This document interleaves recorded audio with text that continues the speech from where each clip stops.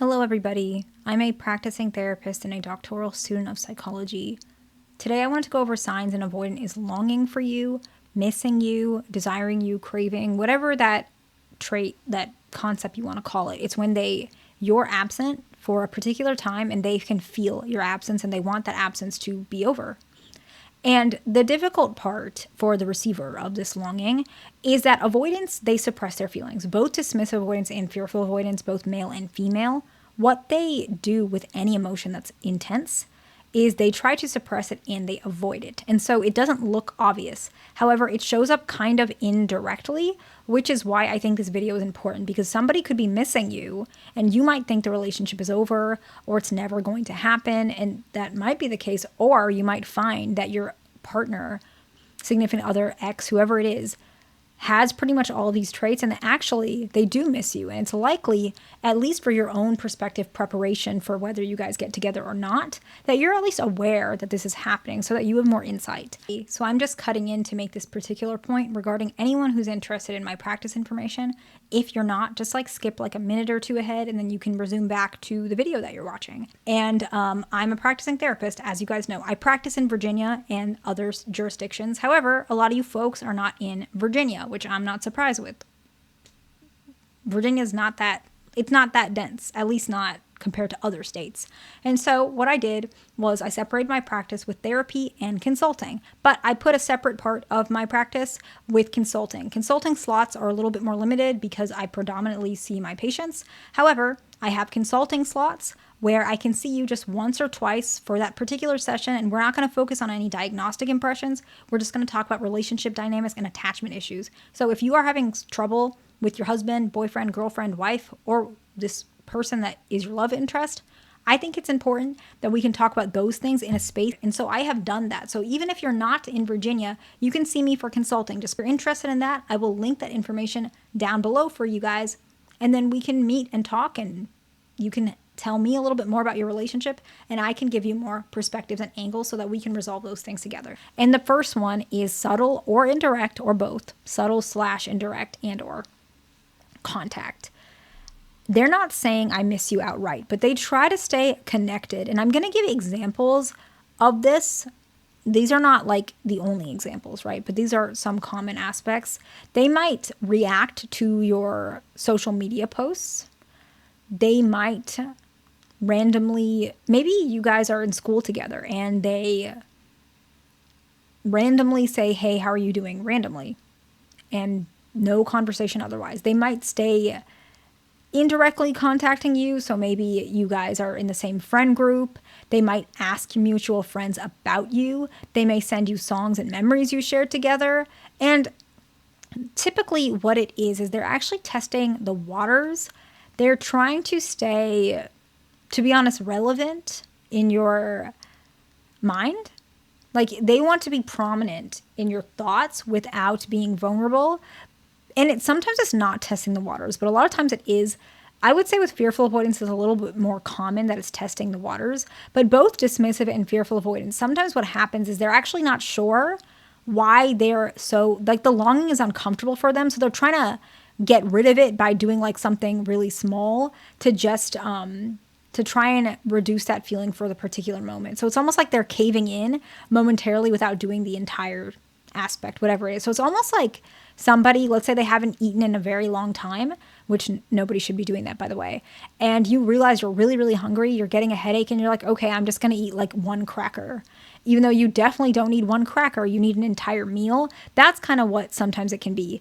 It's not necessarily, they're giving in to what they want, but only a little bit because they feel like it's wrong, if that makes sense, wrong for them. And some of them are testing the water to see if you still like them. But usually, it could be both, but usually it's one or the other. The next one is that it's I would say either frequent or unexpected and or communication. So they reach out more often than usual without a clear intent as to why. And of course, this is a little odd, but yeah, it typically signifies they miss you, they're longing for you, whatever it is. They might call you or text you at random times that are not typical. So if you're in a relationship with them and they're not much of a texter or a caller in between when you guys meet. And they're more texting you often saying, I'm thinking about you, or I was watching a movie and this actress looks like you, whatever it is, right? They do long for you, and they're trying to remove that heaviness that they feel by hopefully, transferring that on or expressing that to you. If you guys are an ex and maybe you guys barely talk, now they're talking to you like much more often. They might bring up like jokes or nicknames or like shared experiences or memories. And even to the point where getting nostalgic. Do you remember when we ABC? Do you remember that one time where X, Y, and Z happened? They feel your absence, and honestly what's happening is they're trying to recreate that connection, and it's up to you if you want to give into that or not, but they're already feeling that emotion. So really, your response is not going to make much of a difference to how they feel, because this feeling is not necessarily going to go away just because they do this. It's an intense feeling they've been bottling up for a long time. And so usually it progresses further.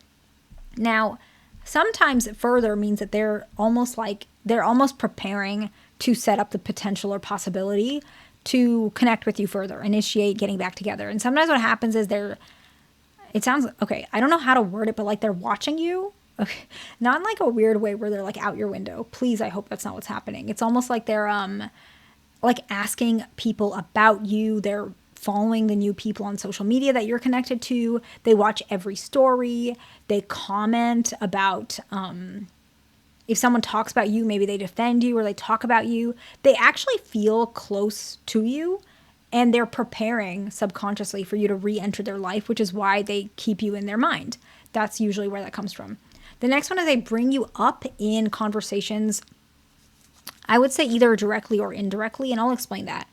They might say, mutual friends of yours might say, he was talking about you, or she does not shut up about you, right? But you have no clue this is happening. They might drop mentions of you. They might talk about you, I don't know, let's say you guys are in school together, to your teacher a lot. They might ask you specifically if you're dating anyone new. They might ask you specifically what's going on in your life. They might ask you about if you still hang out with this person, and they try and hang out with that person as well. And so you're on their mind, and you're also part of their conversations. And usually it's bothering them to some extent that you guys are no longer together. So this one is usually where it's like the boiling point of where they're probably going to do something about it. The next one is they show regret or vulnerability. This is so obvious, but still people miss it. They might say something like, I messed up, you were different, I didn't mean to push you away, is so common. I realize I pushed you away, or I know I messed up. This was, something I should have never done, or I didn't realize how much time you take up in my life, and, I can definitely notice how much lonelier I am. Their emotional walls are really coming down. And it's truly that missing you is not just an emotion anymore. It is affecting their life. And it's unfortunate. It's unfortunate that you guys are no longer together if this is the case, like if you guys are exes. Because this is a stage where it's very, very painful for an avoidant to be in this stage. It's a lot. The next one is that they actually try to reignite that emotional or physical connection. So be mindful of this, because they're going to start perhaps talking about the what ifs of getting back together, might sending you more flirty texts. They might suggest meeting up. And it's important to be careful, because you have to make sure that these efforts are genuine, that they actually want to be with you. Because the best way for them to get back with you, likely, is to tell you that they miss you and they want to get back together. So if they're not doing that, you need to clarify if that's really what's going on, or if you're just in a situation where the whole issue is going to repeat again, whatever it is. So let's summarize, and then we'll wrap it up. Subtle or indirect contact. Frequent and or unexpected communication. They are watching you, or like being more aware of you silently or indirectly. They bring up you in conversations. They show you vulnerability or someone else, but typically it's going to be you, or regret. Regret is basically the best way to put it. And they try to reignite that connection. I hope this video was helpful to somebody. Please like, subscribe. I'll see you in the next one.